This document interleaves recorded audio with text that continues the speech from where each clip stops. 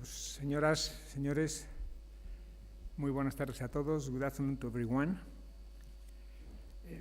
En una asamblea como la que hoy nos reúne aquí a todos, convocados por la World Jurists Association, y cuyo lema central es Estado de Derecho, garante de la libertad, los asuntos relativos con la relación existente entre la democracia como sistema político y la opinión pública, y más concretamente con los medios de comunicación en cuanto determinantes de la misma, son asunto de obligado tratamiento. Estos conceptos, democracia y opinión pública, o más concretamente medios de comunicación, están indisolublemente unidos. No cabe, creo yo, democracia real sin opinión pública correctamente armada, apoyada en un sistema libre de medios de comunicación, ni subsistiría tampoco un sistema de medios libre en ningún otro sistema político distinto a la democracia. Por otro lado, todo proceso democrático no es, en último extremo, más que un proceso comunicacional, un proceso de conformación de opinión. Por todo ello, un orden informativo que persiga la configuración de la opinión pública de manera acorde con los principios básicos que rigen la democracia, habrá de apoyarse ineludiblemente en la libertad de expresión. Todo esto está en las raíces de nuestra democracia occidental. Tirar de la cita de Thomas Jefferson, preferiría periódicos sin democracia a democracia sin periódicos, es casi obligado en circunstancias como la presente. Pero la historia y los tiempos cambian y los debates sobre medios y democracia se han agudizado y han cobrado dimensiones distintas con los profundos cambios tecnológicos y económicos que el mundo viene experimentando en las últimas décadas. Con lo cual, el debate que hoy nos ocupa es un debate al que no vamos a encontrar un final, o por lo menos un final definitivo o feliz. La relación entre los medios, la ideología, el conocimiento, la reputación y, en definitiva, el poder va complicándose según pasa el tiempo y exige un análisis al que debates como este de hoy deben suponer una aportación importante, y mucho más cuando en un mundo globalizado e interconectado nada de lo que acabo de enunciar puede estudiarse de manera aislada. Afortunadamente, y para profundizar en este debate, hoy contamos con una serie de miembros del panel, a quien tienen ustedes delante, con quien nos honramos en el privilegio de poder compartir tiempo y conocimiento con ellos. En primer lugar, la sesión de ponencia correrá a cargo de don Juan Luis Cebrián Echarri. Don Juan Luis Cebrián es una de las referencias vivas de los últimos 40 años en España. Es director y fundador del diario El País. Llevó al diario El País a las cotas más altas de difusión y de influencia que se recuerdan en la historia moderna de España. Y decir Juan Luis Cebrián es decir, efectivamente, el periódico, pero hay mucho más detrás de él. A su capacidad de influencia personal ha de añadirse su condición de académico de la lengua, de empresario, de escritor, de novelista, de ensayista y, sobre todo, de haber sido uno de los 5 españoles más influyentes en España y en Latinoamérica en el último medio siglo. Juan Luis, bienvenido y muchas gracias. Tendremos con nosotros también a Iris Jones. Iris Jones es la presidenta de la World Jurists Association para Norteamérica, es directora de desarrollo de negocio en McNeese Laws, es expresidente de la Asociación de Abogados Internacionales en los Estados Unidos y es un referente como abogado y también como ejecutiva, como directiva de empresa. Es experta en el diseño de soluciones basadas en la determinación de las necesidades del cliente por la vía analítica. Esa doble vertiente hacia la presencia de Iris Jones, particularmente interesante. Iris, welcome. Thank you very much for being here. En tercer lugar, contamos con Milton Ray Guevara, presidente del Tribunal Constitucional de la República Dominicana, abogado, juez, experto constitucionalista, con un amplísimo abanico de publicaciones en su haber, y con quien contar hoy en este panel supone también un privilegio. Muchísimas gracias, Milton. Está también con nosotros Viviane Reding, vicepresidenta que fue de la Comisión Europea, comisaria europea de la Sociedad de la Información y Medios durante 4 años, comisaria europea también de Educación y de Cultura y miembro del Parlamento Europeo por el Luxemburgo. Fue también comisaria europea de Justicia y de Ciudadanía. Por tanto, amplísima experiencia de gobierno europeo, con un currículum envidiable. Viviane, welcome here. Thank you very much for being with us. Tenemos también a la jueza honorable Xiaogayan, presidente del Tribunal Superior de Xiangyi de la República Popular China. La jueza Xiaogayan hablará en chino será traducida directamente al inglés y del inglés tendrán todos ustedes la traducción al castellano por vía de la traducción simultánea. Y por último tenemos también, y abriremos turno con él, a don Eugenio Gay, amplísimamente conocido también. Perdón. Entonces ocupará mi sitio, por favor. Yo buscaré otra silla. Tenemos al profesor Vasco Pereira da Silva, que se nos ha presentado él aquí, investigador, catedrático de Derecho Administrativo y Constitucional, experto en urbanismo, en temas de medio ambiente. Muchísimas gracias por la presencia y por la presentación, por las dos cosas. Volvemos a Eugenio Gay, vicepresidente que fue del Tribunal Constitucional en España, decano del Colegio de la Abogacía de Barcelona y personaje amplísimamente conocido en todo el entorno jurídico español. Señor Gay, muchísimas gracias por su presencia.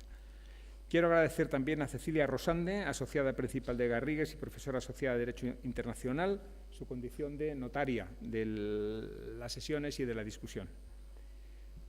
Y por último, no me queda ya sino agradecerles a todos ustedes su presencia aquí, esperar que el debate resulte fructífero, ceder mi silla al profesor Vasco. Somos de recursos, o sea, los Perdón. Estamos como relatores o notarios en las funciones de notarios de esta mesa. Perfecto, pues entonces, estupendo, así lo hacemos. A Nieves y a Natalia, muchísimas gracias por la presencia. ¿Habéis venido a última hora, me figuro, o estabais ya programadas desde el principio? Perdón, pues bueno, simplemente mala transmisión en cuanto a quién se iba a ocupar de la función crítica. Estupendo, muchísimas gracias. Encantado, profesor. Juan Luis, tienes la palabra. Bueno, buenas tardes a todos y gracias por su asistencia. Voy a procurar ser lo más breve posible porque hay muchos oradores y probablemente también interés en el público. Nos encontramos en un momento en que la mayoría de los dogmas de la democracia representativa están siendo puestos en cuestión.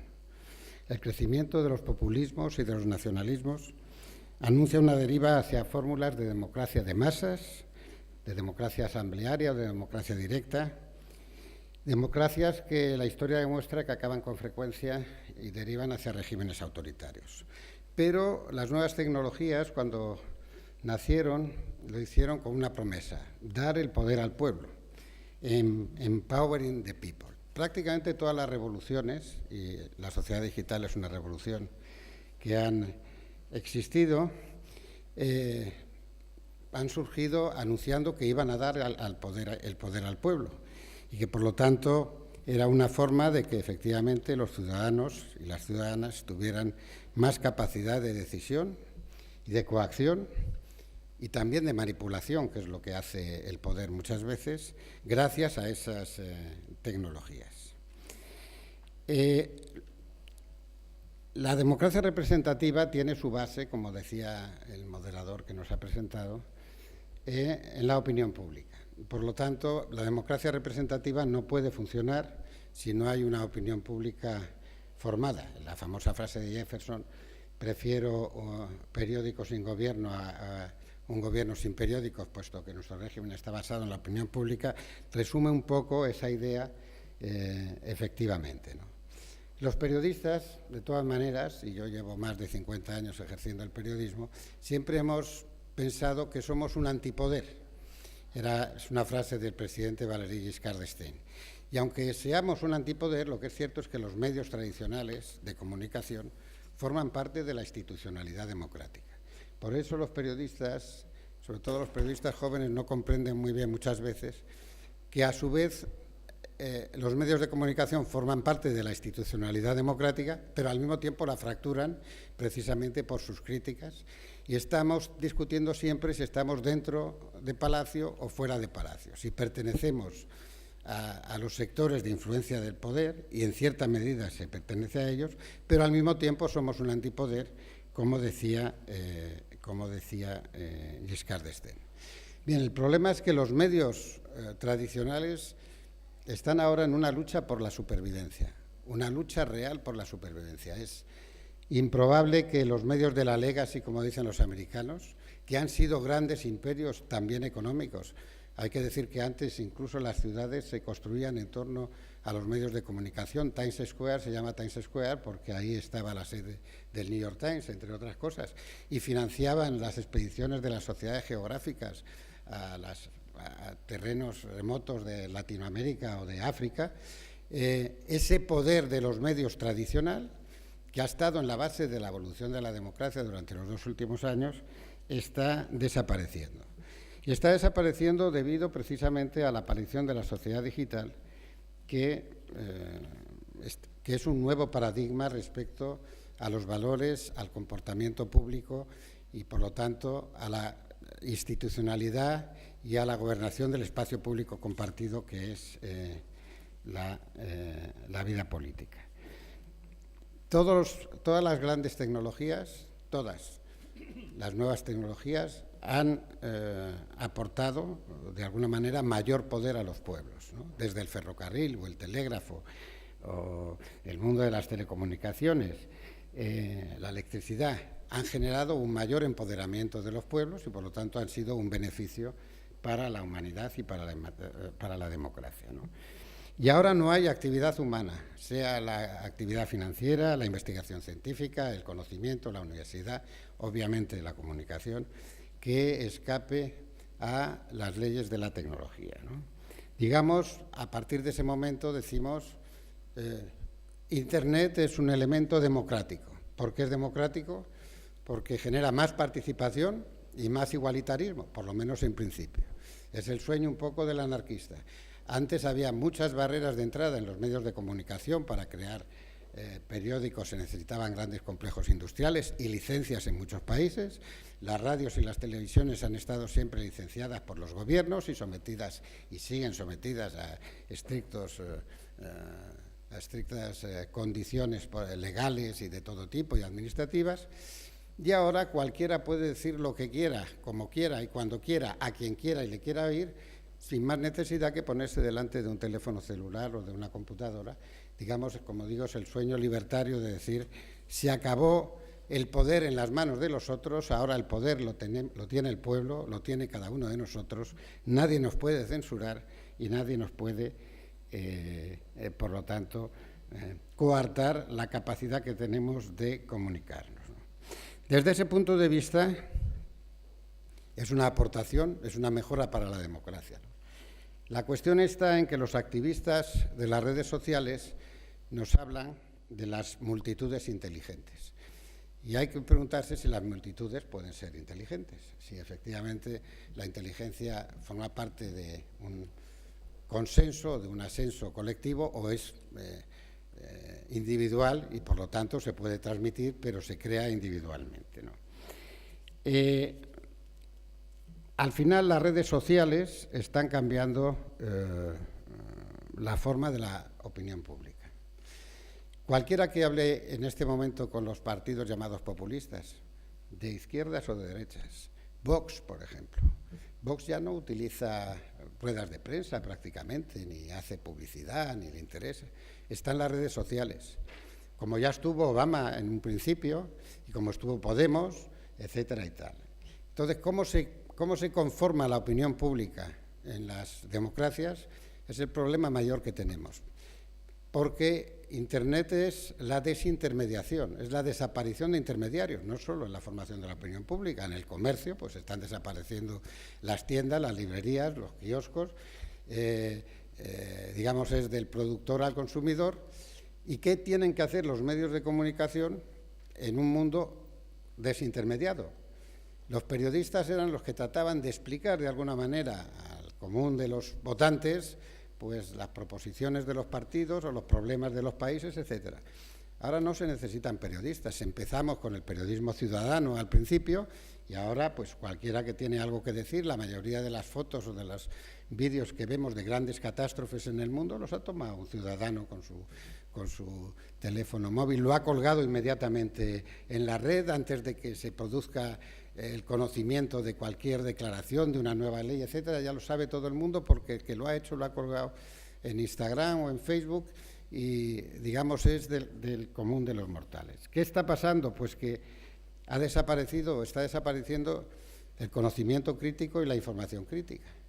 Ya en este momento no se sabe ni lo que es verdad ni lo que es mentira. Y además hay una gran cantidad de insultos, difamación.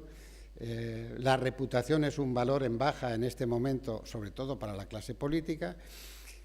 Digamos que Internet, que era un avance formidable para la democratización, una eliminación de barreras de acceso a la libertad de información y de comunicación, se está convirtiendo en un gran basurero. Y esto no lo digo yo, esto se lo he oído varias veces al presidente de Google, entre otras cosas.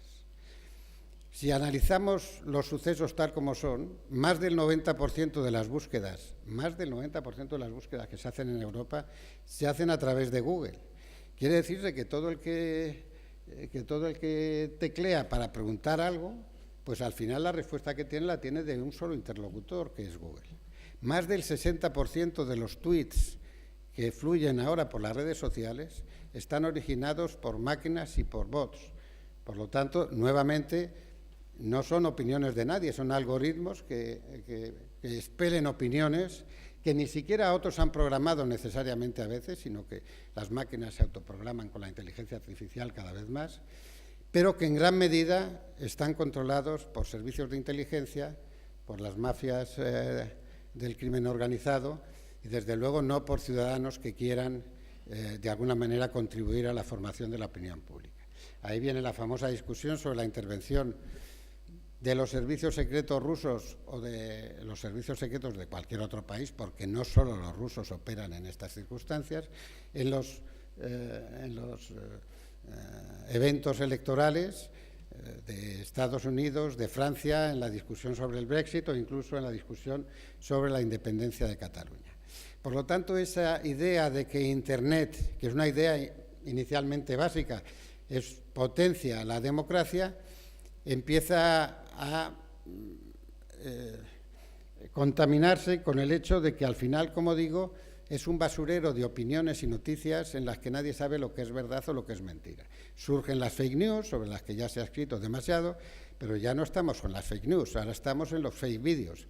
Los fake vídeos es que cualquiera que tenga la capacidad de programar puede hacer un vídeo mío, ahora, por ejemplo, con mi voz y con mi gesto, pero cambiar lo que estoy diciendo. Y yo he visto experiencias sobre estas bastante considerables, de modo y manera que mañana podemos ver a los jefes de Estado haciendo declaraciones que no han hecho, con su voz y absolutamente articulada, y como si efectivamente hubieran hecho esa declaración. Digo, jefes de Estado o de empresa o cualquier otra cosa. Hay un tema, es decir, que no es comprendido suficientemente y que en un Congreso de Derecho se debe tener en cuenta. Y es que en el mundo digital la norma no es la ley. La ley que rige el comportamiento humano y en la convivencia, en las democracias y en las no democracias. Es decir, los sistemas de derecho no están reconocidos por la sociedad digital. En la sociedad digital la norma es el software.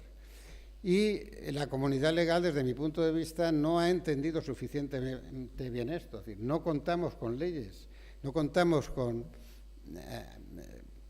prescripciones legales que puedan coordinarse con la existencia de ese software, que es, en definitiva, lo que manda en la sociedad digital. Yo siempre pongo un ejemplo.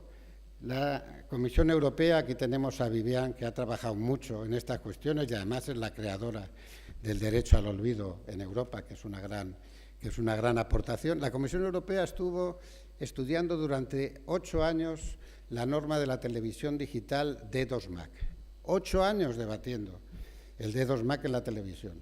Nunca ha existido el D2MAC en la televisión digital en Europa, porque mientras, y este es un problema que tienen los parlamentos, mientras los parlamentos discuten y debaten sobre los efectos de las nuevas tecnologías, la verdad es que los tecnólogos van a tal velocidad en el desarrollo de nuevos inventos que cuando ya se tratan de reglamentar mediante la ley, pues ya no valen para nada porque incluso están en desuso. A partir de ahí, no solo la opinión pública, aunque es el tema de este debate, está manipulada. Está manipulada bien por gentes que se dedican a manipularla, bien por la inexistencia de sistemas profesionales que garanticen que la comunicación que allí se exhibe o la información que se da sea cierta, ¿no? Cuando hablamos de la primavera árabe o de tantas otras tantos otros eventos que fueron creados con Twitter o con Google, no se entiende que Internet es la creación de los usuarios. Zuckerberg no pensaba, cuando hizo Facebook, que iba a tener una comunidad de 2.400 millones de personas que le iban a dar toda la información sobre sus mujeres, sus maridos, sus hijos, sus perros, lo que leen, lo que comen, dónde viajan, etc. Lo que quería hacer era un sistema de intercambio de apuntes.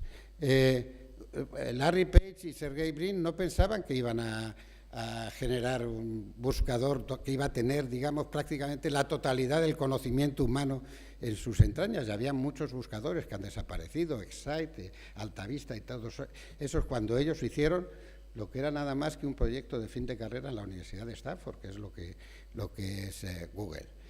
Jack Dorsey no pensaba que haciendo tweets iban a poderse llenar las plazas de las ciudades de África del Norte, y que se iba a crear la Revolución Árabe, como se creó, y la Contrarrevolución Árabe que luego vino. Y es porque Internet es la creación de los usuarios, y por lo tanto los usuarios no sienten restricciones a la hora efectiva de poner en marcha lo que ellos deciden. La privacidad ha desaparecido, además es un valor en baja, valor constitucional en todas las constituciones democráticas.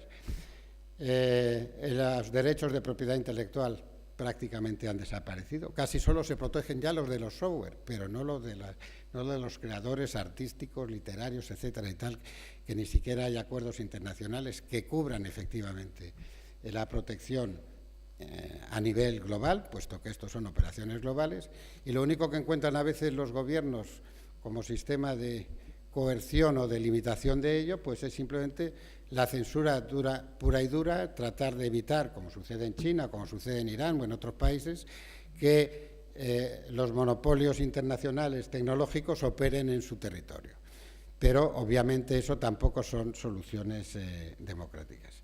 De modo que estamos ante un reto legal muy importante, porque lo que está en cuestión es el futuro del sistema político que nos rige, el futuro de la democracia representativa. Si no hay una formación de opinión pública responsable, veraz, bien informada, capaz de elegir a los gobernantes, lo que tendremos serán masas de opinantes cuyo origen de opiniones y la manera de expresarlas verdaderamente no los conocemos, donde sueltan verdades y mentiras constantemente mezcladas y donde no hay ningún sistema que pueda utilizar el ciudadano para saber si efectivamente con eso puede crearse una opinión informada que le permita ejercer el voto. Estamos en el principio de la revolución de Internet. Todas las revoluciones, todas son sangrientas y todas generan víctimas en función de los grandes beneficios que pueden traer a la humanidad. Pero estamos en los albores de un mundo donde los coches no van a ser conducidos por personas. Las máquinas participan en los debates y son capaces de generar ellas mismas argumentos nuevos porque aprenden del propio debate que tienen con su opositor. Las leyes y la forma de decidir las leyes con los debates parlamentarios van a la zaga siempre de los inventos tecnológicos y de las novedades que aplicamos, y todo este poder que parece tan difuso está controlado al final por 5 o 6 oligopolios mundiales que tienen, y con esto termino, una inmensa cantidad, miles de millones de datos sobre nuestras personas, algunos de los cuales los damos voluntariamente y otros no. Se habla ahora mucho de que yo no permito que me creen un perfil. Todos tenemos perfiles creados ya en las redes, todos, cada vez que pagamos con una tarjeta de crédito, que compramos un libro, que enviamos un correo electrónico, que estamos dejando huellas que alguien está utilizando para generarnos un perfil personalizado, individualizado de cada uno de nosotros. Esos datos están bajo la vigilancia, en unos servidores, bajo la vigilancia de unas empresas multinacionales y cotizadas, sobre las que no hay de verdad todavía ninguna capacidad de caución del uso de los datos que puedan hacer. ¿Y de quién son esos datos? ¿De quién son los Big Data que en este momento mueve la humanidad? ¿Son míos mis datos, aunque los haya dado yo a Facebook o a Instagram, o son ya del universo cibernético digamos, son como el aire que respiramos y que, por lo tanto, todo el mundo puede usar nuestros datos, pero no todo el mundo, el que tenga la capacidad tecnológica y efectiva de hacerlo para cualquier operación, sea económica, política o de cualquier otro género. Son cuestiones para las que hay muy poca respuesta legal todavía, ante la que los gobiernos y las instituciones intergubernamentales se ven todavía un poco pasmadas, y creo que va a ser muy interesante oír a los expertos sobre qué piensan de eso. Nada más y muchas gracias.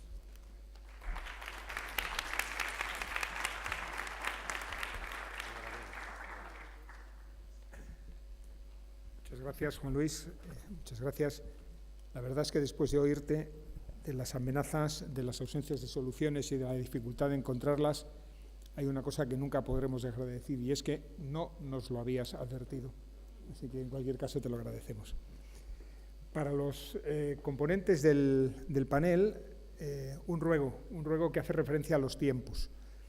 Me decían las relatoras que por fuerza a las 6:15 debieran incorporar el material que se genere en esta discusión a lo que se llama la Declaración de Madrid, que será el principio fundamental que emanará del Congreso y que tendrá que ser elaborado durante esta noche y leído mañana, lo cual quiere decir que por fuerza a las 6 de la tarde deberemos levantar.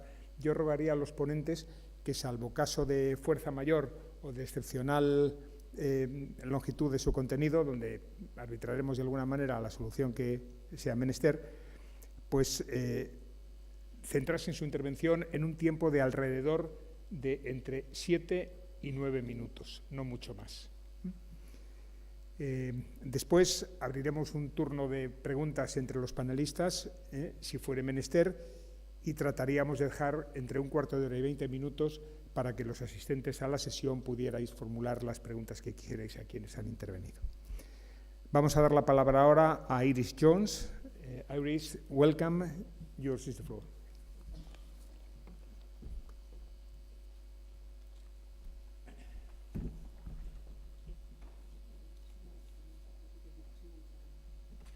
I want to make sure that I respect my panelists. I sometimes get a little carried away. So I want to, you know how it is with lawyers, we don't know how to stop. So I'm going to get a 2-minute warning so that I can wrap up in those last 2 minutes. Again, my name is Iris Jones. I bring greetings from the United States of America. I live in the central Pennsylvania area, the state capital of Pennsylvania, Harrisburg, PA. I also bring you greetings from my law firm, McNeese, Wallace & Nurick. We've been around for 85 years, and I am delighted to be the chief of their marketing and business development department, which is extremely focused on, as you may have guessed, social media. By the year 2020, 85% of the consumption of news and information will be delivered by video capability.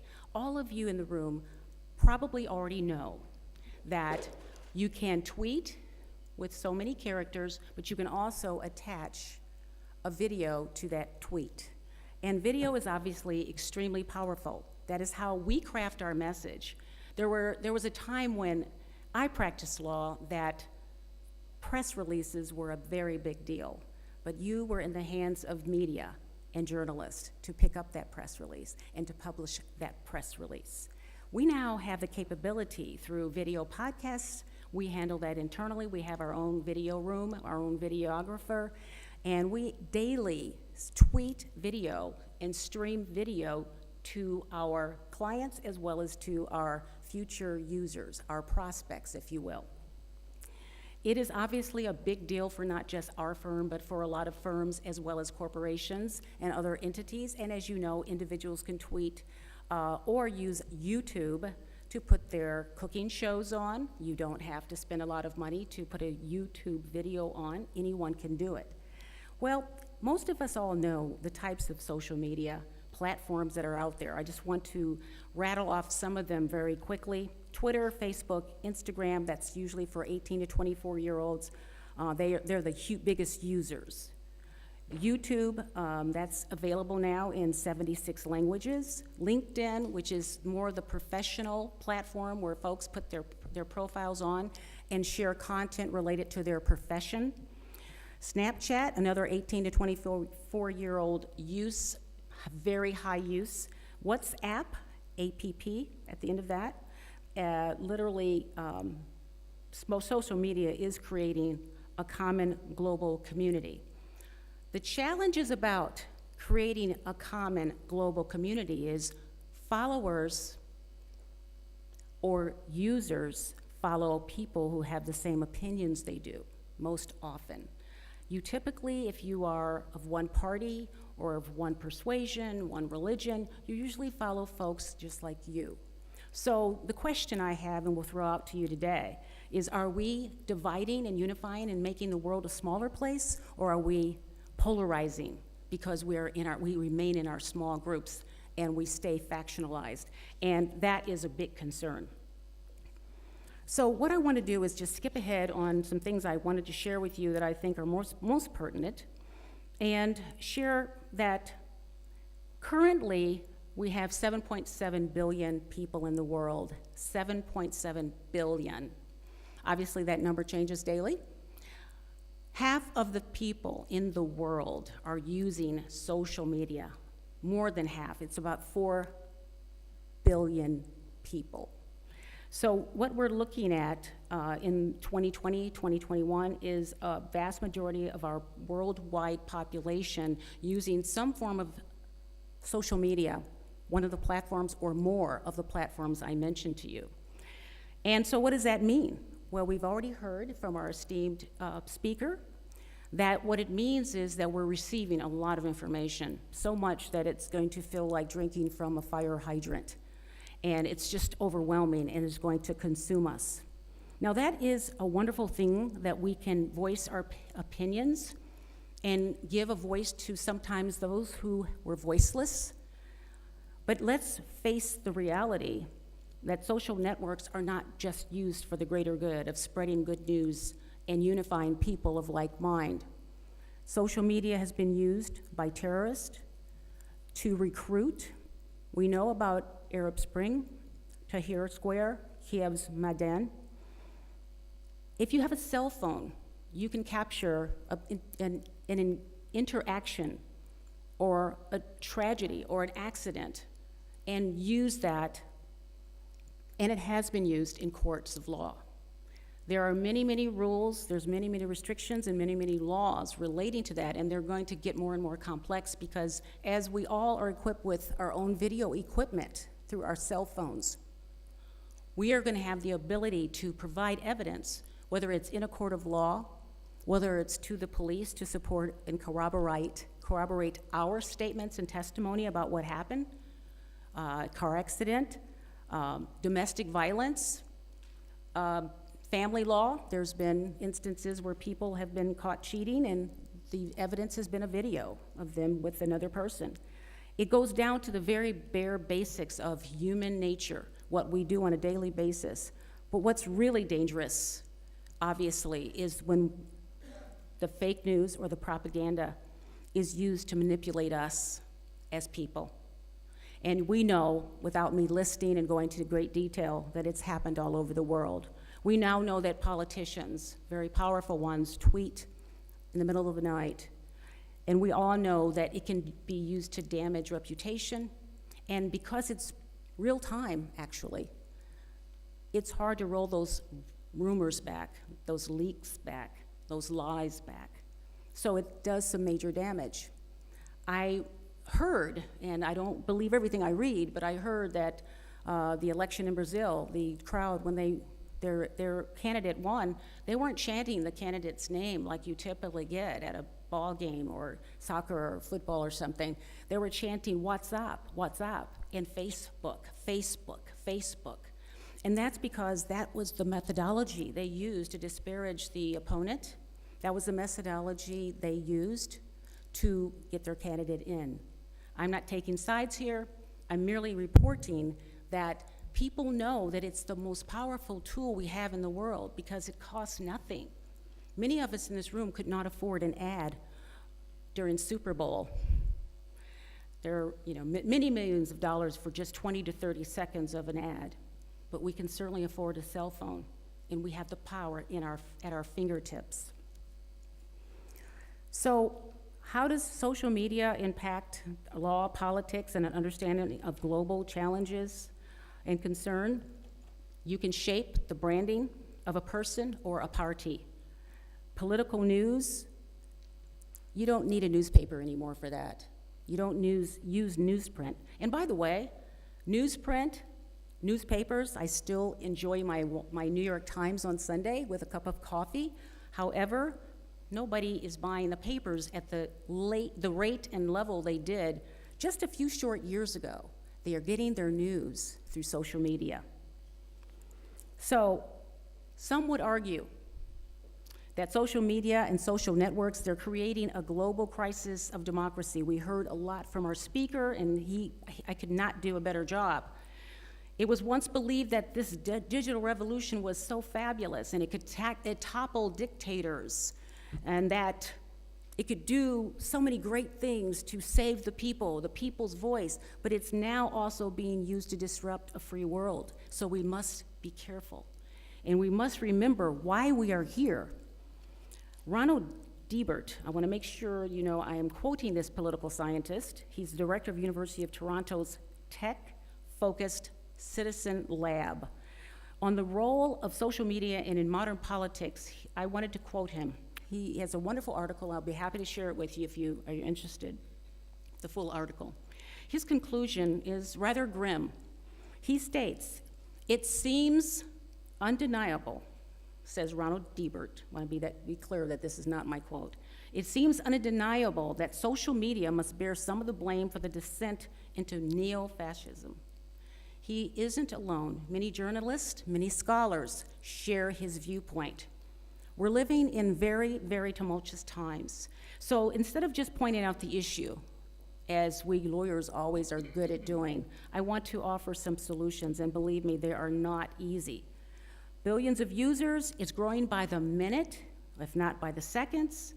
We can't actually ask everyone who tweets to hire a fact checker or to monitor. We have a general counsel in our firm who does that, and we have my department who does that before folks tweet the big stuff, like the videos, et cetera. Everybody's a publisher now. Everybody is an editor, and they're doing their own thing sometimes without even disclosing who they are. It's anonymous. So what is the solution?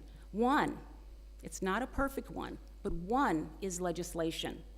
And we have lots of that, a lot of legislation that's taking place regarding internet use, social media use. We in our firm have a policy and a practice, and we monitor it closely, not to censor, not to impede or to block free speech, but to make sure that we're not treading on others' rights and disclosing information that's not quite factual and not quite accurate. We'll never want to be perpetrators of false information, or, as they say, fake news. I hate using that term, but it's out there. So however daunting it is, we must truly act. And this is a perfect forum. The World Jurors Association, I would submit to the scribes today that we need to look into a resolution relating to where we stand on social media abuse. We know it has had an impact on elections. We know that it hasn't had an impact on many things that it's just not enough time to go into, but we're all educated people. We know and understand. There's evidence to support that, not just my opinion. So we need to continue with legislation. We need to continue to track the cyber crimes. We need to make sure that whatever evidence we're using is legitimate and we're not treading on other people's rights. And I would submit to you that you as an individual, it starts with you. Every single human being in this room has a phone. I doubt very seriously if anyone is devoid of a cell phone. Every one of you has a duty to make sure that you responsibly retweet. Have you ever seen something that looks really, really juicy, and you think, I'm going to retweet that without reading it in its entirety? I'm guilty. I've done it. But I want to ensure that I do a better job now, because it can be very damaging to retweet something that is very painful, hurtful, false, and could discredit someone. So in my haste, I've done it, but I would say to each one of you, you have a duty to make sure you know what you're retweeting. Be responsible about that. And also, whether it's your community of law firms that you belong to, whether it's a small corporation that you're a member of, or that if you're a legislator or a judge, the duty is to make sure that whatever evidence you're taking in or whatever legislation you're working to pass is going to be for the greater good. And for WJA, we are a magnificent organization I've been a member of since 1996. And I can just say that we have power in resolutions and declarations, and it is my hope that we will find a way to make it clear to our members and perhaps provide guidance through policy. We have draft policies to help these states, to help our countries to get to that next level. It is not a simple solution because as the users grow, the issues, the strategies behind the folks who don't have good intent continues to expand. So I would encourage you to do your part as an individual. And that's how it all starts, right? That pebble in the ocean, it continues to ripple outward in a positive way. I thank you. I enjoyed being here with you today.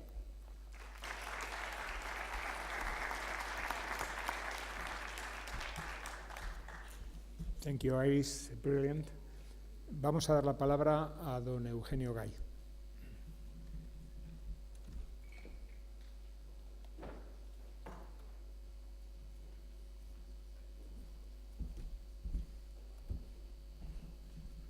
Buenas tardes, muchas gracias a todos. Les habla un viejo abogado, un abogado que ya lleva 50 años de ejercicio y, por tanto, impresionado por este congreso e impresionado sobre todo por lo que en esta sala se ha estado comentando por mi buen amigo Juan Luis Cebrián, que nos ha mostrado un panorama realmente preocupante, pero de una importancia extraordinaria para los juristas. Ciertamente, la opinión pública no es un concepto jurídico y muchísimo menos un concepto jurídico determinado. Sin embargo, determina la actividad de los países y determina de una manera muy particular la voluntad de quien, dueño ya, porque aquí hablamos de Estado de Derecho, de su soberanía, debe emitir el voto. A veces se ha dicho que la democracia es un hombre, un voto. Hoy en día debemos de decir que es un hombre, una persona informada, un voto. Y que ciertamente todo lo que nos está aportando este mundo de los medios y de las nuevas tecnologías es un reto extraordinario al mundo del derecho. ¿Cómo embridar? ¿Cómo encinchar esta nueva realidad y cómo contemplarla desde el mundo del derecho? Yo diría que el título de este congreso, Constitución, Democracia y Libertad, Estado de Derecho, Garantía de la Libertad, donde se inserta esta mesa, Democracia y Opinión Pública, ya nos da una pista clarísima. No hay democracia y libertad sin Estado de Derecho. Y no hay Estado de Derecho sin Constitución, que es la garantía de la libertad. Pero estas pautas que marca el título nos obligan a reflexionar sobre el papel hoy del derecho y a afirmar con rotundidad, sin la menor sombra de duda, que única y exclusivamente en los estados de derecho puede protegerse la dignidad de las personas. Las revoluciones, que traen sangre, también nos traen grandes cambios. El gran jurista y profesor Juan Iglesias, académico de nuestra Real Academia, decía en su obra El arte del derecho que la página más bella de la historia de la humanidad es la larga y cruenta lucha de los hombres por salvar su dignidad. Añadía, la dignidad de cada uno de nosotros. ¿Y dónde reside la dignidad de la persona? La dignidad de la persona reside en algo tan sencillo como la Declaración de Derechos Humanos del 48, en el que las armas, los militares que destrozaron el mundo, asolaron Europa, cometieron los más graves genocidios y holocaustos, dejaron paso a las togas. Cedantarema toge, diría en los Uffizi Cicerón. Y allí se plantean 30 artículos que van a permitir a la humanidad el reconocimiento por primera vez en una declaración de los derechos fundamentales. Pero esa declaración tenía un artículo 28 que decía, llamaba, apelaba a los países a positivizarlos, a sacarlos de la declaración para hacerlos normas jurídicas. Y las constituciones posbélicas, fundamentalmente las europeas, con retraso la nuestra del 78, tienen el núcleo de la Constitución, el elemento nuclear, en los derechos fundamentales. Sin derechos fundamentales, desengáñense. No hay libertad. Desengáñense. No hay democracia. Tengan la certeza, hay una dictadura o una tiranía de unos que se alzan con el poder, de aquellos que creen que están investidos por una autoridad del pueblo de Dios, de aquellos que se consideran que son soberanos. Pues la Revolución Francesa cambió la soberanía, que pasó de los reyes a los ciudadanos y convirtió a los reyes en reyes constitucionales, sometidos ellos mismos a la Constitución, sin poder salir de ella. Este es, por tanto, el gran reto que hoy tenemos. Sé que no me puedo alargar. Me hubiera gustado hacer alguna reflexión sobre la doctrina, escasa, pero doctrina, del Tribunal Constitucional, del que tuve el honor enorme de formar parte, sobre lo que es opinión pública, sobre qué es la efectividad de los derechos fundamentales y en especial el de libertad de expresión, libertad de información, del artículo 20. Pero de todo lo que se ha dicho, a mí me surgen algunas dudas. Hoy en día, la opinión pública, ¿quién la crea? Si solo la crean los estados, no es opinión pública, es opinión del Estado. Si la crean los medios económicos, sin respetar la libertad de conciencia de los periodistas, no es opinión pública, es opinión dirigida. Si la crean realmente elementos extraños al mundo de la comunicación tradicional, a través, pues, de los medios informáticos a los que nos referimos, ¿qué consecuencias tendrá? Lo decía quien me ha precedido en el uso de la palabra. Es verdad que nosotros tenemos que exigirnos, que autoexigirnos y procurar no transmitir las noticias falsas. Pero eso forma parte de la ética de las personas. Pero lo que es fundamental es que la ética de las personas se encarne en aquellas personas que tienen responsabilidades políticas, es decir, en el legislador, en el administrador, en el juez. Solo así podremos realmente dar respuesta a un nuevo reto, un reto extraordinario. No hay avance malo.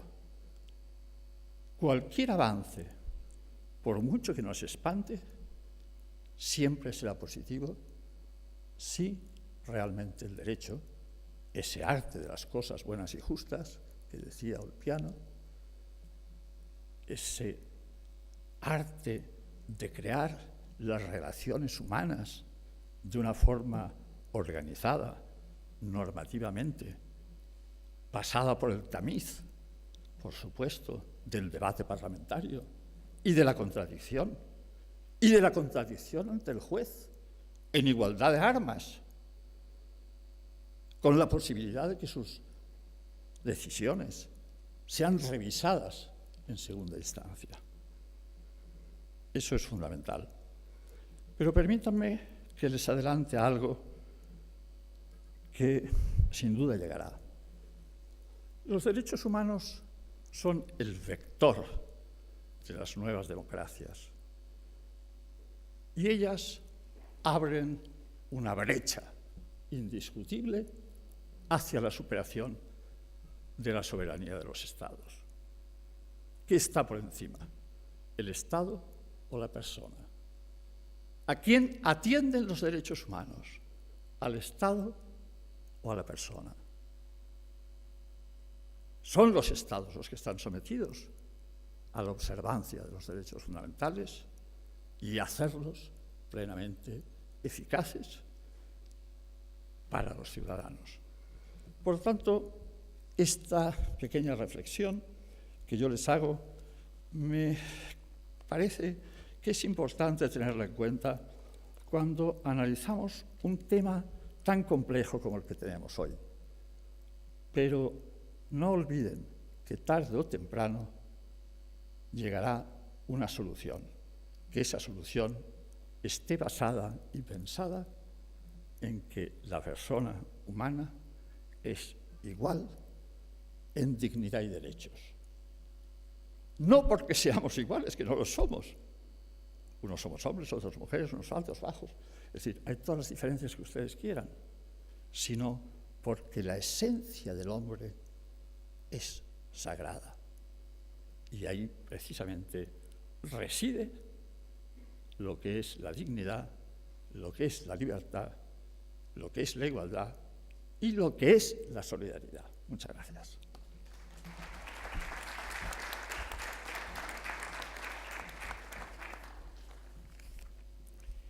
Muchas gracias, Eugenio, por tus palabras clarificadoras y generosas. Vamos a dar la palabra al profesor Vasco Pereira da Silva.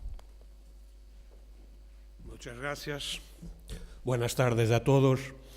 Yo he traído unos pequeños apuntes en inglés, pero como hay traducción voy a intentar hablar castellano.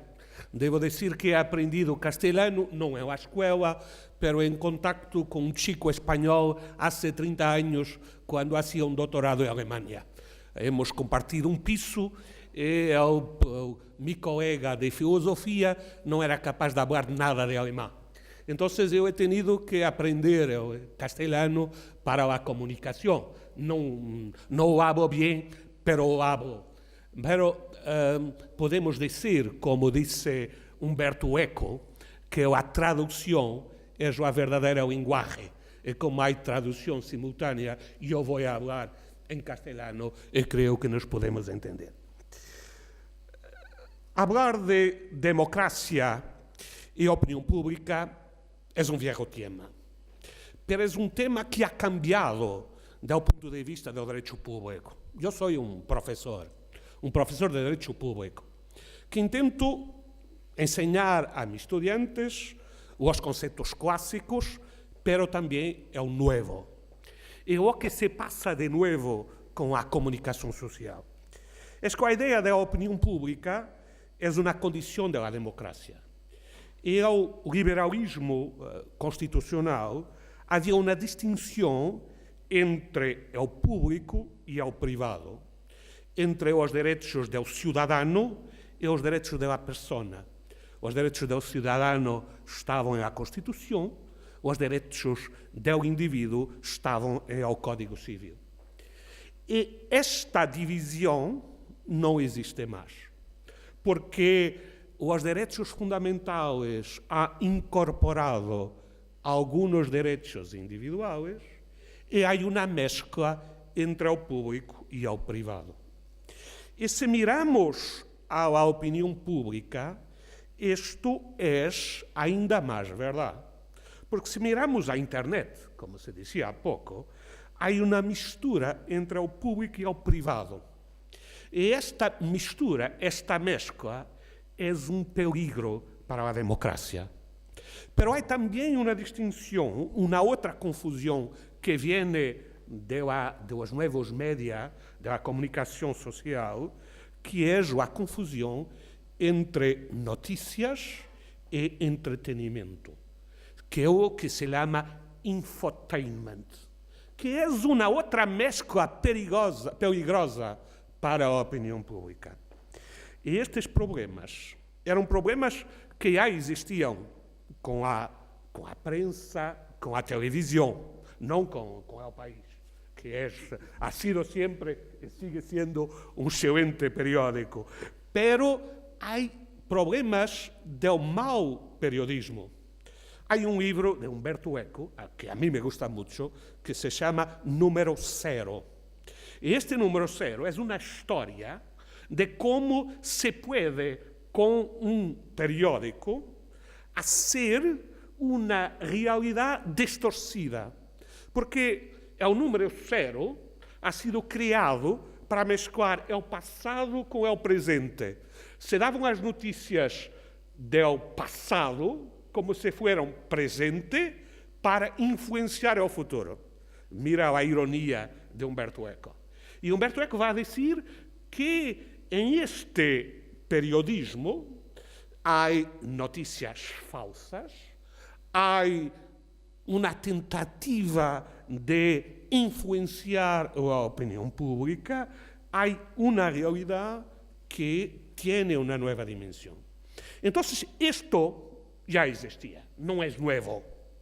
Lo que es nuevo es que ahora, con la Internet, esto ha adquirido una dimensión que no ha tenido nunca.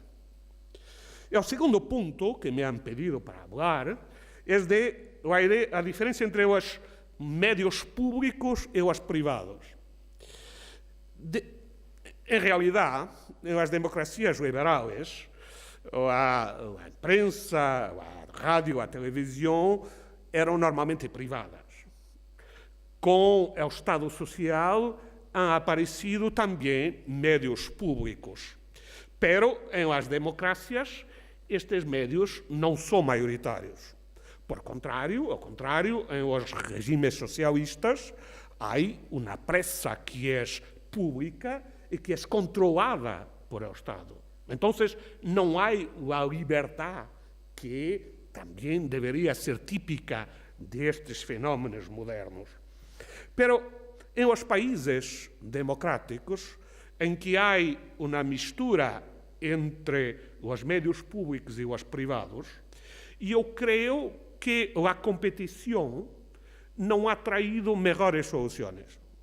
Eu creio que Adam Smith, quando ha hablado de la mão invisível, pensava em la economia, pero não ha pensado na comunicação social, porque a competição em la comunicação social ha traído os maus médios, os maus costumbres de la prensa e há, em uma certa medida, diminuído o nível da comunicação social. Então, há que, por um lado, evitar o controle dos periódicos, da prensa e tudo isso, que é típico das ditaduras de tipo comunista, pero, ao mesmo tempo, há que pensar em uma forma de regular a competência em os Estados democráticos para evitar os problemas da comunicação social. Depois, o segundo tema era a comunicação e a influência social em um mundo de network. É verdade que com a comunicação por la net não há limites. A mistura entre o público e o privado se torna uma coisa única. Há presidentes que usam o Twitter em vez de os médios normais, os discursos, as notas de prensa e tudo isso. Há campanhas em os diferentes países com os movimentos que utilizam em seu próprio benefício a comunicação social. E há o problema das fake news. Pero em realidade, isso Humberto Eco dizia também, há que distinguir duas coisas. Há que distinguir o problema da relação entre a realidade e a opinião pública. E isto não é necessariamente algo determinado por a mentira ou por a tentativa de influenciar. Pode ser solamente mau jornalismo. Bien, esta mañana he visitado o Museu do Prado, porque hace parte da lógica cultural. He visto quadros com o rio da loucura, onde os pacientes creiam que havia uma pedra que se retirava e as pessoas se curavam. Não é um problema de mentira, eles creiam isso. O problema é que a realidade não é como é contada em histórias. Vos, hace a ironia, hace periodismo, mostra a diferença entre o facto e a realidade. Então, as fake news não têm que ser necessariamente campanhas organizadas. Podem ser solamente problemas de falta de eficácia, problemas de não saber trabalhar com as notícias. Pero há também as tentativas deliberadas, e este é mais grave, de criar uma mentira, de fazer a propaganda. E isto pode ser hecho para conquistar o poder ou para exercer o poder. Isto também não é novo. Maquiavel, em El Príncipe, dizia que o príncipe não devia respeitar a palavra dada, porque sua intenção era a eficácia do poder. Então, se pode utilizar os meios de comunicação social com uma dimensão de propaganda. Venia o terceiro ponto, a proteção da privacidade. A União Europeia ha hecho uma diretiva e ha introduzido a ideia da proteção dos dados. Pero hablamos de proteção individual. Não é suficiente. É importante. É importante que todos os cidadãos possam ter acesso ao que a internet contém sobre si e possam corrigir o que não é exato. Pero, ao mesmo tempo, isto não basta. Porque o que se queda uma vez em la net se quedará para sempre. Não é possível apagar completamente o que é colocado em la net. Então, o problema passa, como a União Europeia ha dicho, por a proteção individual. Pero a proteção individual não é o único meio para agir. É necessário também a autorregulação. A autorregulação de aqueles que trabalham com os periódicos, com as televisões, com a internet. E, ao ponto de vista global, há sistemas de network que têm regras e que tentam imponer essas regras.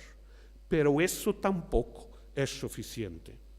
O que se pode fazer, creio que a única coisa que hoje dia se pode dizer é que é possível criar entidades reguladoras que intentem estabelecer regras para o bom exercício dos meios de comunicação social.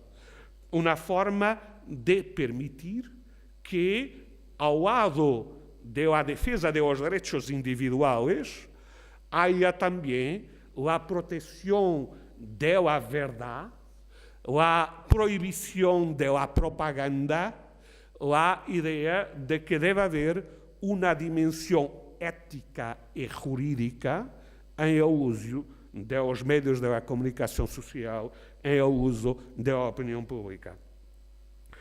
Hoje em dia, é necessário pensar que estes meios têm uma influência que nunca han tenido.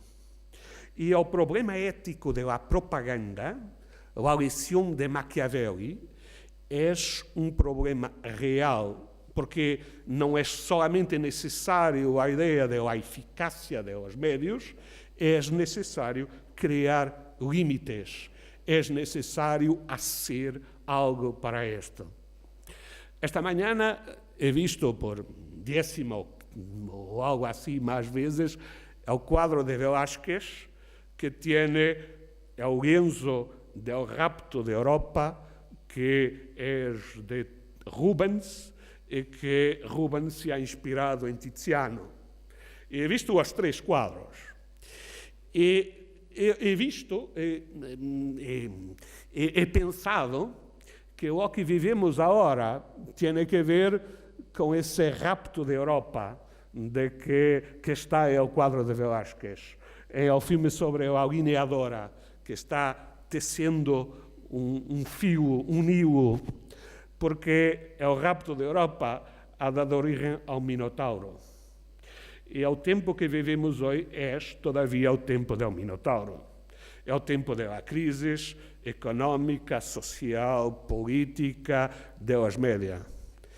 Pero é possível derrotar o Minotauro. É possível criar sistemas que permitam a liberdade da opinião pública, não somente do ponto de vista individual, mas também do ponto de vista coletivo. E para isso, as soluções que he apuntado agora, creio que são em este momento, as melhores que temos. A autorregulação dos intervenientes em la prensa, em la televisão, em la internet, e entidades reguladoras que estabeleçam princípios e regras generais que permitam realizar não somente o direito individual à proteção, mas também a realização do bem público da comunicação social. Pero isto é uma aventura que temos que fazer todos os dias. Há ditado, e com isto termino, dicho do Centro-Europa, que diz que à véspera do fim do mundo há que plantar árvores, porque sabemos que o mundo vai acabar. O repto que vos trago aqui é pedir-vos para construirmos todos nossa própria árvore, para plantarmos todos nossa própria árvore, para continuar a ser a construção da democracia em nossos dias. Muitas gracias.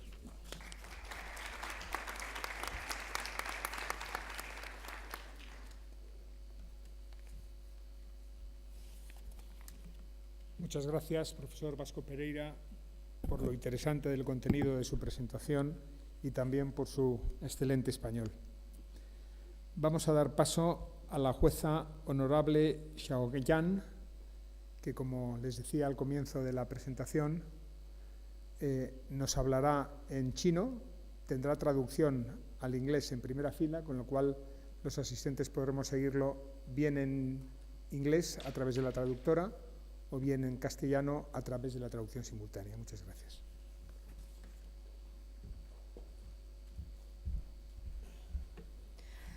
各位来宾、女士们、先生们、朋友们， Distinguished guests, ladies and gentlemen, dear friends.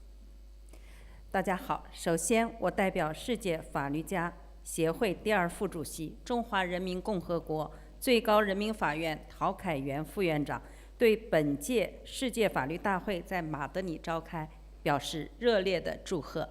Good afternoon.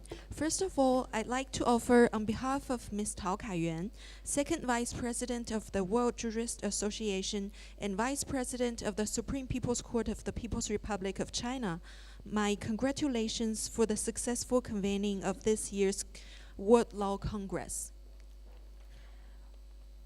我是江西省高级人民法院院长葛晓燕，很高兴参加这一次世界法律人的盛会，并与大家分享一些中国推进司法公开工作的情况。2015年3月10日，中国最高人民法院首次发布了《中国法院司法公开白皮书》。过去的4年里，中国法院继续秉持让司法权在阳光下运行的理念，坚持公开促公正，着力保障社会公众对司法审判的知情权、参与权、表达权、监督权，主要做了以下几个方面的工作。My name is Ge Xiaoyan. I am president of Jiangxi High People's Court in China. It is a great pleasure to attend this grand gathering for people of legal profession across the world and to share with you China's progress in promoting judicial transparency. On March 10th of 2015, the Supreme People's Court of China released for the first time the White Paper of Judicial Transparency of Chinese Courts, providing a comprehensive and detailed introduction to the progress of Chinese courts in building judicial transparency. In the last 4 years, while upholding the basic principles of exercising judicial rights in a transparent manner, courts in China insisted on promoting fairness with judicial transparency, strived to protect the litigation information, participation, supervision, and expression rights of the general public, and made relentless efforts in building an open, dynamic, transparent, and convenient justice mechanism. Efforts have been made mainly in the following aspects. 一是拓展了司法公开的广度。近年来，中国法院继续坚持以公开为原则，以不公开为例外，继续把深化司法公开变成法院和社会双向互动的桥梁纽带。从司法公开的范围，中国的司法公开实现了3大拓展：从庭审公开拓展为审判流程各节点的公开。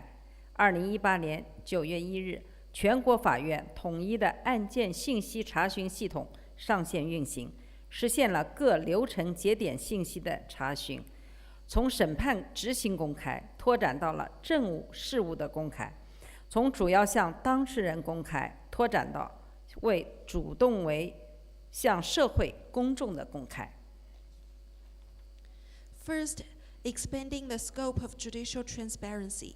In recent years, courts in China, while upholding the principle of disclosure being the norm and non-disclosure being the exception, strived to turn judicial transparency into a bridge for courts and the general public to interact with each other.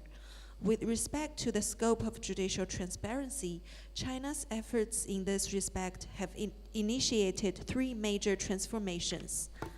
First is from previous transparency in court trials to transparency in each link of the trial process.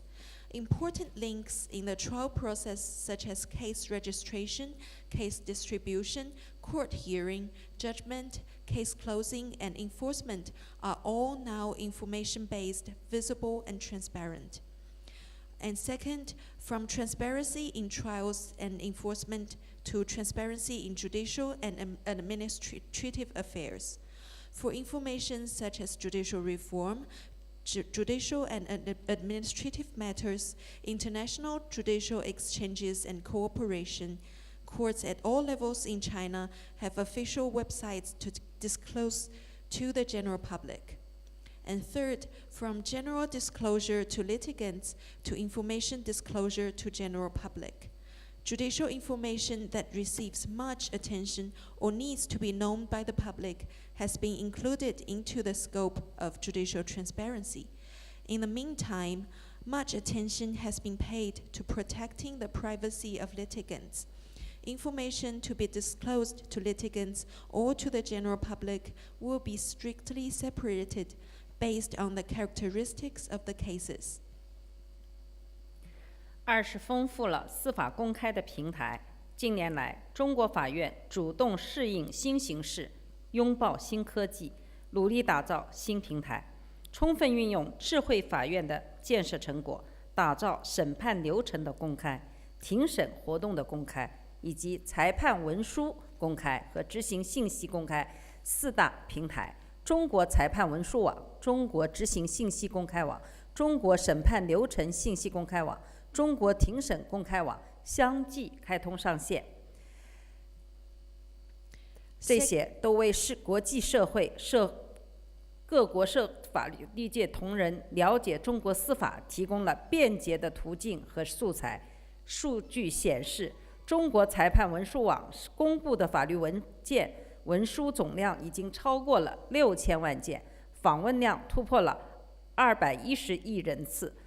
全国各级法院依托中国庭审公开网，累计直播案件庭审超过了200万场，网站的总访问量超过130亿次，单日庭审最高观看量达到3363万人次。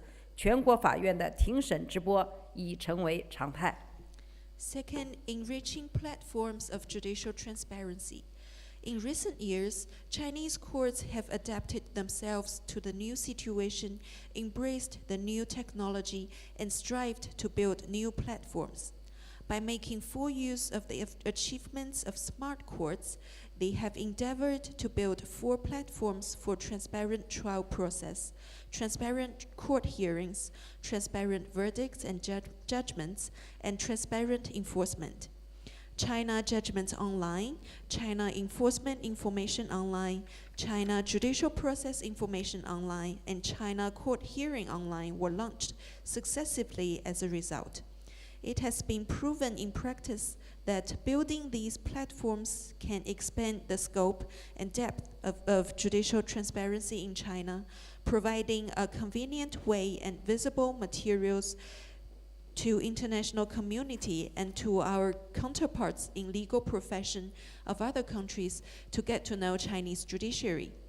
According to statistics, China Judgment Online has disclosed about 60 million documents and received 21 billion visits.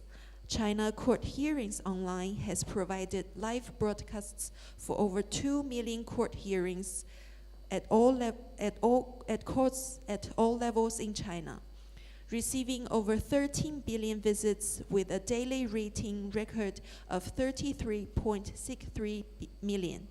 Live broadcasting for court hearings has become a normal in China.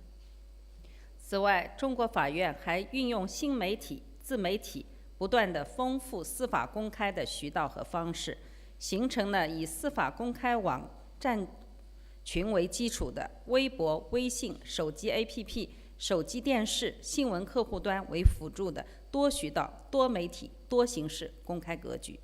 Besides, courts in China have also enriched the channels and means for judicial transparency by making use of new media and we media. A pattern of judicial transparency featuring multiple channels, multiple media, and multiple forms has been formed, with judicial transparency websites at the basis and Weibo, WeChat, mobile apps, mobile TV, and mobile client ends as supplements.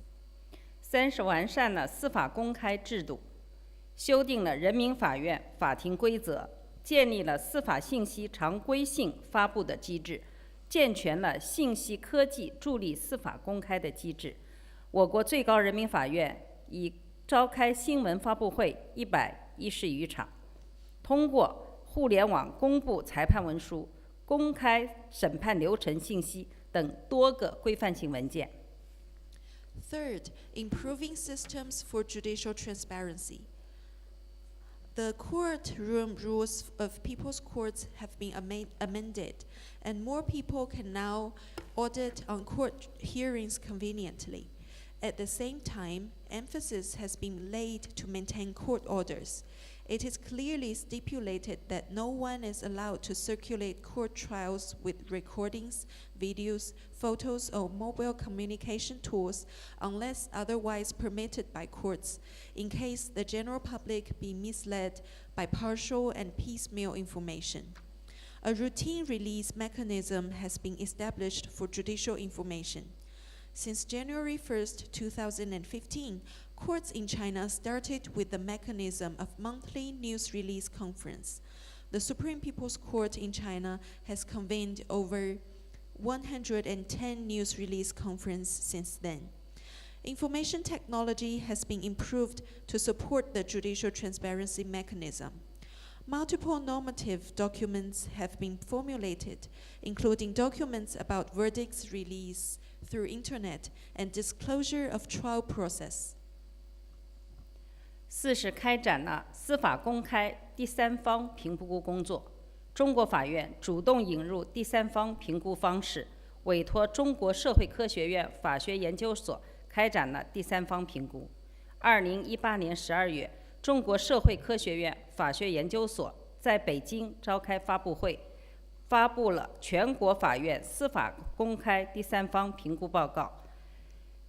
本次第三方评估报告采取客观的评估方法，其中审判流程信息公开共评估了全国128家法院，裁判文书评估了160家法院，对受评法院2017年1月1日至6月30号的结案总计924859件案件的文书上网情况进行了跟踪分析。评估报告显示，审判流程信息统一公开，审判案件过程日趋透明。Fourth, carrying out third-party evaluation for judicial transparency. Courts in China have introduced a third-party evaluation approach, and the Institute of Law of Chinese Academy of Social Sciences is entrusted to conduct the evaluation. In December 2018, the Institute of Law of Chinese Academy of Social Sciences held a press conference in Beijing and released the third-party evaluation report for judicial transparency in China. The third-party evaluation that year adopted the approach of objective evaluation and made evaluation and analysis by observing the websites and soliciting internal data and files from courts. 128 courts across China have been evaluated to check their transparency of trial process. 160 courts have been evaluated to check their transparency of verdicts and judgments. Follow-up analysis has been made of online documentation of altogether 924,859 cases closed by these courts between January the 1st and June the 30th of 2017. The evaluation report showed that information related to trial process was consistent and transparent, and the trials were becoming increasingly transparent. 2018年11月，我国最高人民法院下发了关于进一步深化司法公开的意见，明确了主动公开、依法公开、及时公开、全面公开、实质公开5项原则，提出30项举措，要求各级法院不断巩固司法公开的工作，推动开放、动态、透明、便民的阳光司法机制更加成熟定型。In November 2018, the Supreme People's Court of China released the opinions over deepening judicial transparency, which clarified the 5 principles of building judicial transparency in proactive, legitimate, timely, comprehensive, and concrete manner, and put forward over 30 measures. It was required in the document that courts at all levels should constantly consolidate and expand achievements of judicial transparency and work for a more mature and definite judicial mechanism that is open, dynamic, transparent, and convenient. 中国在推进司法公开的进程中，不断学习世界各国的司法文明的先进做法，同时也愿意将我们的做法和经验与世界各国同行分享，并进行更加广泛的深入交流。相信通过这次会议的讨论，我们之间的司法交流和合作将进一步得到加强，理解和友谊会进一步得到加深。中国的法律界人士也十分期盼世界法律界同仁们在包括司法公开等各个领域进行研讨交流，开展实践探索，共同为世界的依法治理和司法文明贡献力量。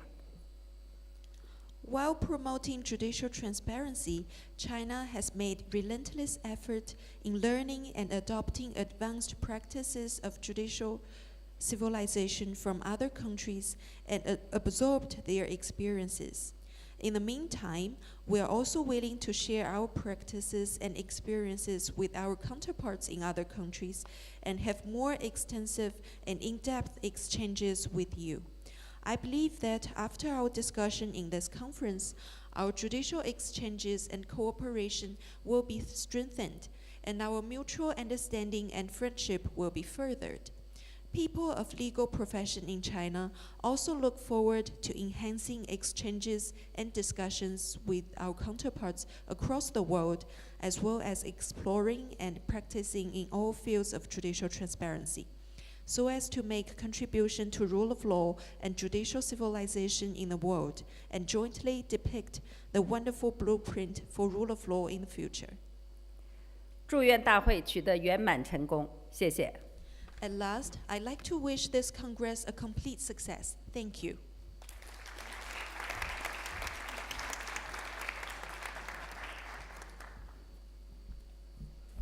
Muchas gracias, señoría, por la presentación y muchas gracias también por el esfuerzo especial de traducción que habéis podido hacer.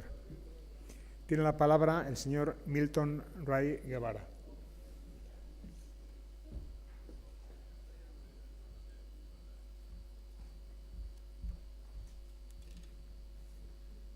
Muy buenas tardes a todas y todos. Democracia y opinión pública.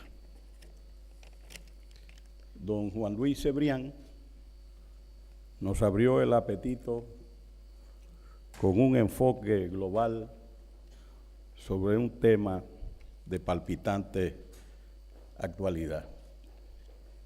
Y es que hoy la democracia no puede entenderse plenamente al margen de una opinión pública abierta y crítica.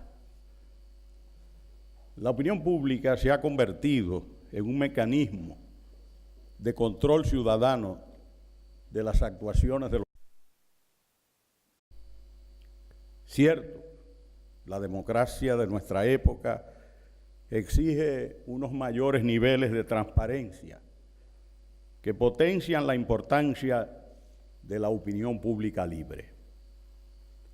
Para lo que hemos transitado el camino del siglo XX al siglo XXI, recordamos que por los años 90 se nos hablaba de un período finisecular que presagiaba la llegada de una cuarta revolución donde la tecnología iba a jugar un papel determinante en las relaciones humanas.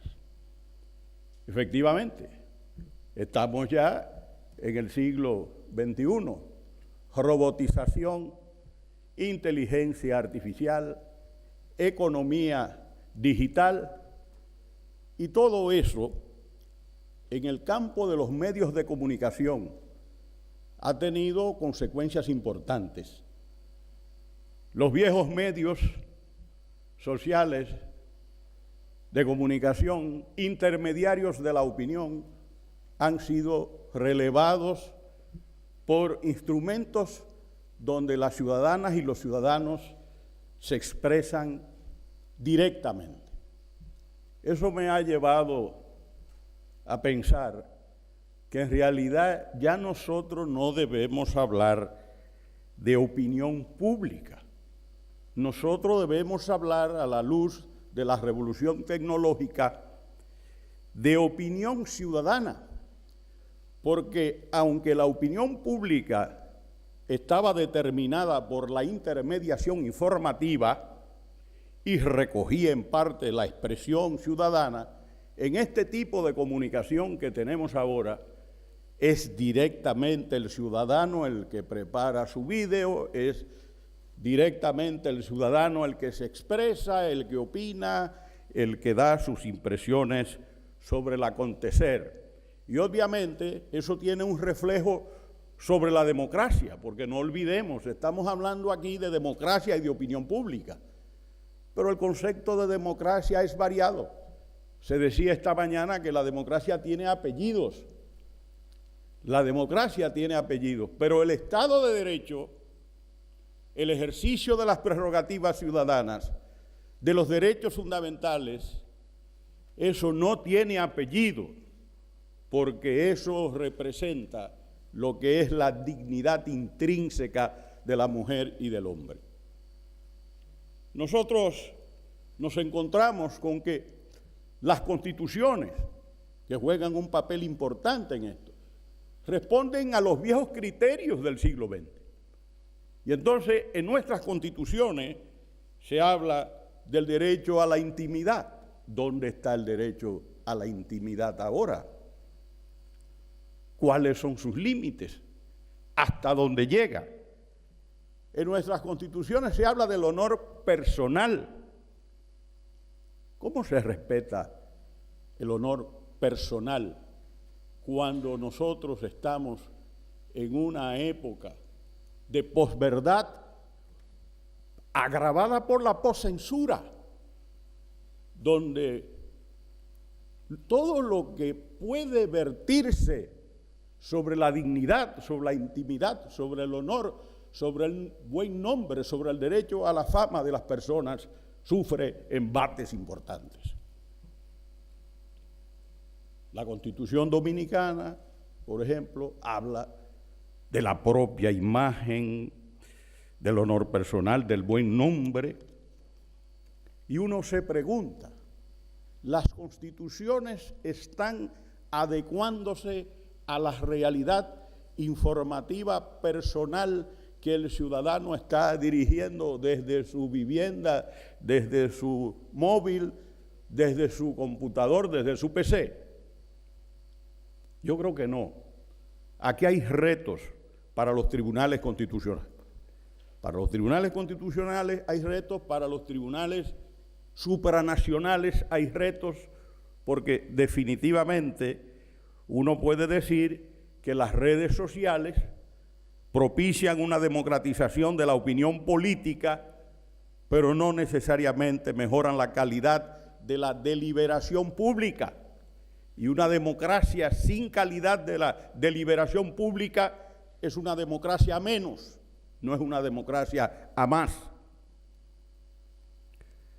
La relevancia adquirida por la opinión ciudadana en las sociedades democráticas exige un mayor compromiso ético con la difusión de información, ya no veraz, como se dice o se decía, sino opiniones e información responsable que coadyuven a garantizar la afirmación de los valores democráticos. Porque en el fondo no olvidemos que la Constitución es un pacto social y los valores, las normas y los principios constitucionales están destinados a regir la vida de todos los asociados en un verdadero proyecto de nación.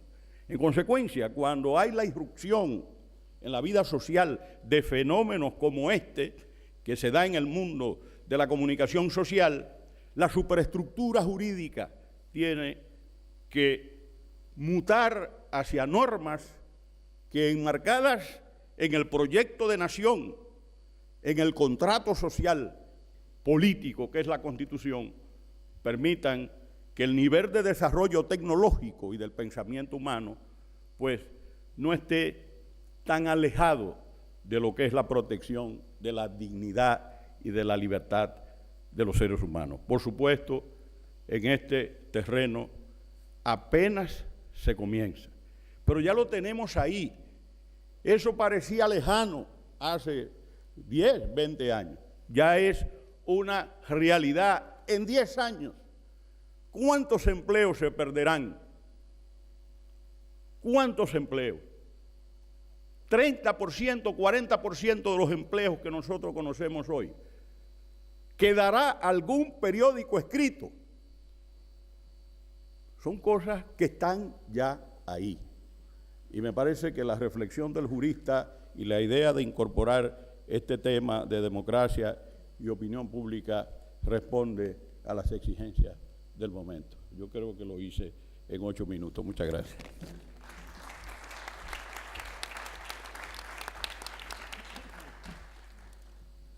Muchas gracias por el contenido, la brevedad y el ajuste al tiempo. Muchísimas gracias. Tiene la palabra doña Viviane Reding.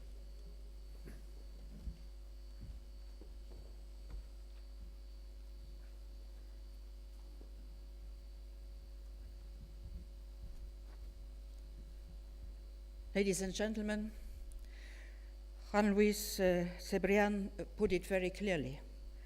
In the pre-internet platform time, there was a healthy triangle between public opinion, free media, public and private, and democracy. And since the taking over of the internet platforms, there is a real disruption in this triangle. The misused algorithm, a misguided public opinion, and a democracy in danger. The President is absolutely right. The citizen opinion has become very strong. But in the same time, also the complete stealing of private data and the misuse of those in order to influence with fake news the public opinion. You know about the Cambridge Analytica scandal, where data from Facebook, our data from Facebook was stolen, which was stolen from Facebook, was sold by Facebook to a company who misused this data in order to send out fake news, as well in the Brexit campaign, as well in the US presidential campaign. Now, this is not a secret. It has been brought to the open by the hearings as well in Washington as in the European Parliament. And that is exactly the reason why. And the President has said it very clearly. It is not enough that we have our fundamental laws. We need to implement those in practice. So how are we protecting the citizens? Well, the European Union has a double fundamental law. It has the treaties, for instance, the Treaty of Lisbon, where the protection and the ownership of the personal data for the person are inscribed, and also of constitutional value, the Charter of Fundamental Rights. So for us, European politicians, it was not a question of how and when and what we should do. We had to regulate. I was putting on the table in January 2012 the first version of the regulation for data privacy. This provoked a lobbying tsunami, an unseen before lobbying tsunami from the oligopolies, of course, mainly, intervening so that these rules interpreting into law the freedoms and the rule of law could not take place. The governments and the parliament in Europe were stronger, and since this year we have the implementation of the regulation on data privacy. One rule for one continent for all companies who are operating on this continent. So it has an extraterritorial value also. And most important, we took over the fines from the competition law. 4% of worldwide turnover if a company doesn't behave in a repeated way. And that has provoked now the first actions in front of court, the first condemnations, and we hope that by this implementation of a fundamental right into law, we will arrive to a bigger protection of what belongs to the citizens. Give the citizens' right back to the citizens. If a citizen wants to give out its data, can do it. If it wants to keep it for himself, it can do it. But it is on the citizen to decide and not on platforms. So this is a very important element of basic rights being put into practice. The second one is that we have seen Brexit and all kind of elections, that nevertheless these data are misused in order to send out directed messages with fake news to the citizens. Due to this fact, twice in a European country, in France and in the Netherlands, the e-voting process had to be stopped because the cybercrime was very clear, and we had to retreat from having e-voting in order to have, nevertheless, a real outcome of the votes. And because we are in front of new voting échéances, European elections in May this year, the European Commission, together with the member states, has put up a tracking of fake news system, a collaboration between the member states in order to exchange information and block this false news and inform the citizens if at a large scale the data is misused. We also know the intervention of Russian interests into our voting systems, so it is very important that the actions are taken, and they are taken. And I would like to add a third point in order to be as short as possible, but which seems to be important, most of all because the introduction to our discussion was introduced by a writer, by somebody who has been a newspaper person, who has created and who was living like all journalists of his creation. Now we have seen that the quality and the brand of the creators is slowly and slowly degraded because the content is stolen. And it is given out for the benefit not of those who have created the content, but of the platforms who make the money with it. And we say, stop it. It can't be like that. We have to put these platforms in front of their responsibility, and that is the reason why you see now in the media all these lobbying efforts, again between the two interests. The interest of the creator of content who likes to live out of the creation of the content, and the interest of those who want to have an access to this creation without paying for it. Europe is working on a copyright directive, and it will be very important, because if we do not have in the future journalists who can write because they believe in what they are writing and living from that, then it's going to be very, very harmful for our democracies.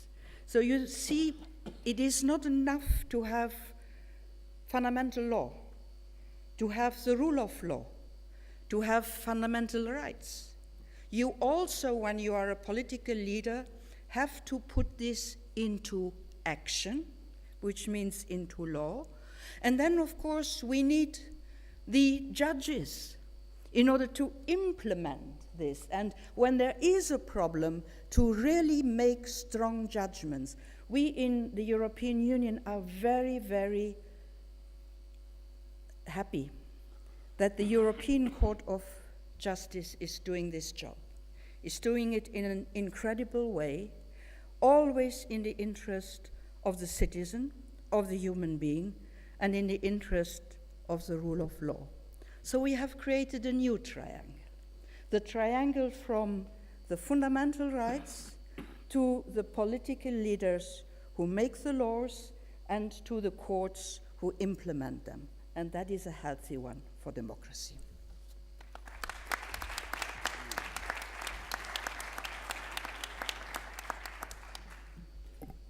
Thank you very much, Commissioner, for all your thoughts and for a brilliant speech. Bien, como ocurre en este tipo de eventos, lo cierto es que el hombre dispone y la organización resuelve al final. Recibo un aviso de que es el tiempo de terminar definitivamente, con lo cual, por desgracia, el turno de preguntas y respuestas se nos queda para una, espero que próxima ocasión. Cumplo con el encargo que me hacéis, por tanto, a pesar de el pesar que nos queda por tener que evitar este último apartado de la sesión, pero en cualquier caso, como digo, vosotros mandáis. Muchísimas gracias a todos los miembros del panel por sus brillantes intervenciones. Quiero agradecer de corazón el esfuerzo de haber estado aquí, de haber planteado de manera tan inteligente y tan brillante cuanto nos han dicho, y a todos ustedes su presencia en este acto. Muchísimas gracias.